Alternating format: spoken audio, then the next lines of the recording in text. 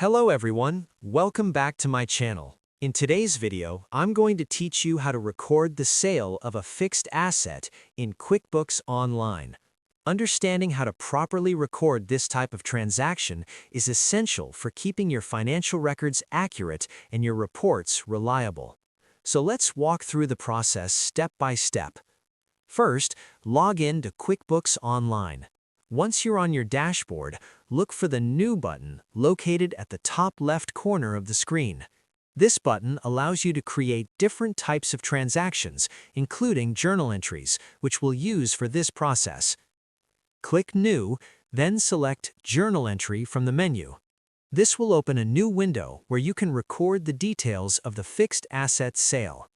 Let's start with the first line of the journal entry. On the first line, select the account where the money from the sale was deposited, usually your bank account. In the Debits column, enter the full amount of cash you received from the sale. This reflects the increase in your cash or bank balance. Next, we need to account for accumulated depreciation. Since depreciation reduces the value of the asset over time, you'll remove the accumulated depreciation balance related to that asset. On the second line, choose the accumulated depreciation account associated with the asset. Enter the accumulated depreciation amount in the Debits column. This clears out the depreciation recorded for that asset. Now, on a new line, select the original fixed asset account for the asset you sold. In the Credits column, enter the asset's original cost, its full purchase value. This removes the asset from your books. At this point, your debits and credits may not match exactly. If there is a difference, that represents either a gain or a loss on the sale.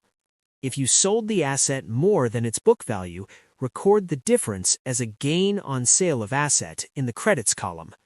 If you sold it less than its book value, record the loss as loss on sale of asset in the Debits column. Make sure the total debits equal the total credits so that the journal entry balances.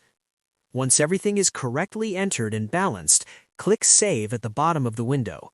This finalizes the transaction and records the sale of your fixed asset in QuickBooks Online. And that's it. You've successfully recorded the sale of a fixed asset.